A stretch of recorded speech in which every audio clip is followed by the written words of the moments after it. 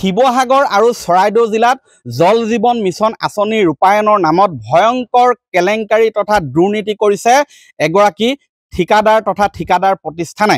আৰু এই তথ্য পোহৰলৈ আহিছে সেলিম উল্লাহ নামৰ এগৰাকী ব্যক্তিয়ে তথ্য জনাই অধিকাৰ আইনৰ অধীনত লাভ কৰা তথ্যত আমি সকলোৱে জানো যে যিবিলাক জল জীৱন মিছন আঁচনিত পানী যোগান ধৰিবলৈ যিবিলাক পাইপ ব্যৱহাৰ কৰিব লাগে সেই পাইপসমূহ চিপেটৰ দ্বাৰা অনুমোদিত হ'ব লাগে।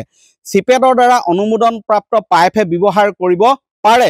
কিন্তু এই এগৰাকী ঠিকাদাৰ তফিজুল ইছলাম হাজৰিকা, তেওঁ হৈছে TS এণ্টাৰপ্ৰাইজৰ স্বত্বাধিকাৰী আৰু এই ঠিকাদাৰগৰাকীয়ে আচলতে জালিয়াতি কৰি চিপেট ভাৰত চৰকাৰৰ যি সংস্থা চিপেটৰ মানপত্ৰ তথা চাৰ্টিফিকেট জালিয়াতি কৰি নকল পাইপ চিপেটৰ দ্বাৰা ব্যৱহাৰ কৰিলে চিপেটৰ দ্বাৰা অনুমোদিত বুলি মই দেখুৱাইছোঁ। এইখন হৈছে খেলুৱা পানী যোগান আঁচনি আৰু এই খেলুৱা পানী যোগান আঁচনিটো শিৱসাগৰৰ খেলুৱা পানী যোগান আঁচনিটো এই যিবিলাক পাইপ দেখিছে এইবিলাক হৈছে নকল পাইপ, চিপেটৰ দ্বাৰা অনুমোদিত নহয়, নিম্নমানৰ পাইপ।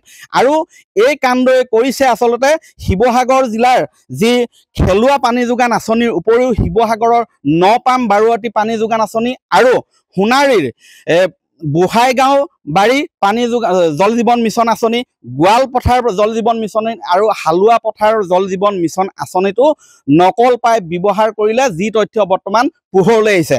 আৰু এই ঘটনা সন্দৰ্ভত এগৰাকী ব্যক্তি আছে যি তথ্যবোৰ পোহৰলৈ আনিছে, কি ক'ব? একচুৱেলি এইটো JJMৰ যিটো স্কিমত কাম কৰিলে, JJMৰ স্কিমখিনি কৰিলে তেওঁ TS এণ্টাৰপ্ৰাইজ স্বত্বাধিকাৰী তফিজুল ইছলাম হাজৰিকা, তেওঁ মানে কি কৰিছে, তেওঁ চিপেট অথৰিটি যিখন চাৰ্টিফিকেট সেইখন কমপ্লিট ডুপ্লিকেট যিখন অৰিজিনেল চিপেট জমা কৰিব লাগে ফাইনেল বিলৰ টাইমত তেওঁ সকলো জালিয়াতি কৰি পেলাই জমা কৰি সম্পূৰ্ণ বিল তেওঁ মোকলাই লৈ গ'ল। আৰু ছেকেণ্ডলি আপোনালোকে দেখিছে পাইপৰ কোৱালিটি, আপুনি গাঁৱৰ সচেতন লোকক সুধিলেও গম পাব পাইপৰ কোৱালিটি অতি নিম্ন, ডুপ্লিকেট পাইপ, অতি নিম্ন মানদণ্ডৰ পাইপ ব্যৱহাৰ কৰিলে। তাৰপিছত আপুনি ইয়াতো দেখিলে যিটো 3 ফুট গভীৰতাত পাইপডাল পুতিব লাগে, আপুনি দেখিলে পাইপডাল ওপৰতেই পেলাই থৈ এনেকৈ তেওঁ কাম সামৰিলে। এইটো এটা সৰু নমুনা, এনেকৈ আপুনি বহুত তেওঁৰ কামৰ গাফিলাতিখিনি দেখা পাব। আৰু তাৰ উপৰি তেওঁ সোণাৰীৰ বুঢ়াগোঁৱাই বাৰীৰ স্কিমটোত তেওঁ কি কৰিছে, ফাইনেল বিলৰ সময়ত এখন আপোনাৰ ইউজাৰ কমিটি বনাই দিয়ে, গাঁৱৰ সচেতন লোক কেইজনমানক লৈ পেলাই ইউজাৰ কমিটিয়ে এখন NOC দিব লাগে। ফাইনেল বিলৰ সময়ত তেওঁ গাঁঠি দিব লাগে, NOCখনত লিখা থাকে যে এই কামখিনি ভাল হৈছে, আমি সম্পূৰ্ণ বিল পাইছোঁ। NOCখনত সেইখন পালেহে তেওঁলোকে মানে বিল দিয়ে।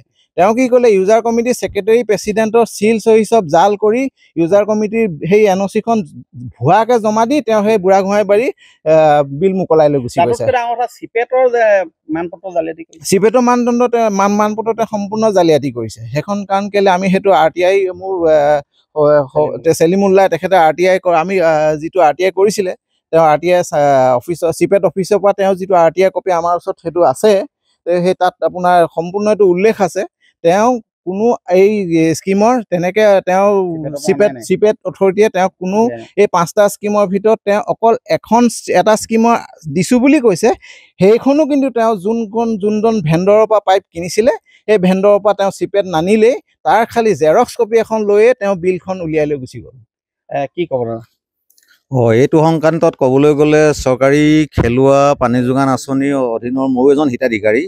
তেওঁলোকে কিন্তু যিটো নিম্ন মানদণ্ডৰ পাইপ লগাইছে, ইতিমধ্যে তেওঁলোকে উল্লেখ কৰিছে মোৰ বাৰীৰ মাজেদি যোৱা অৱস্থাত বহু ঠাইত ভাগিছে, পানী লিক হৈছে আৰু গোটেই পাইপডাল যিটো চৰকাৰী নিৰ্দেশনা অনুযায়ী 3 ফুট তলত গভীৰতাত পুতিব লাগে সম্পূৰ্ণৰূপে ওপৰত ওলাই আছে। অলৰেডি তেওঁলোকেতো উল্লেখেই কৰিছে। মই ভাবোঁ ইয়াৰ এটা উচিত বিচাৰ হ'ব লাগে, হয়, উচিত তদন্ত হ'ব লাগে। আৰু এই সন্দৰ্ভত ইতিমধ্যেই কৃষক মুক্তি সংগ্ৰাম সমিতিয়ে এজাহাৰ দাখিলৰ ব্যৱস্থা কৰিছে। আৰু পুনৰ জনাইছোঁ, এটা ভয়ংকৰ কেলেংকাৰী। চিপেট হৈছে ভাৰত চৰকাৰৰ এটা সংস্থা আৰু এই ভাৰত চৰকাৰৰ সংস্থাটোৰ চাৰ্টিফিকেট জালিয়াতি কৰি নকল পাইপ বহুৱাই আচলতে লাখ লাখ টকাৰ লুণ্ঠন চলাইছে এইগৰাকী তফিজুল ইছলাম হাজৰিকা নামৰ ঠিকাদাৰগৰাকীয়ে। অনাগত সময়ত লক্ষণীয় হ'ব এই ঠিকাদাৰগৰাকীৰ বিৰুদ্ধে কি পদক্ষেপ ল'ব। আপুনি বিচৰা বাতৰি পাব কেৱল নিউজ 18 এপত। নিউজ 18 এপ ডাউনলোড কৰিবলৈ স্কেন কৰক এই QR কোড। গুগল প্লে ষ্টৰতো পাব এই নিউজ 18 এপ।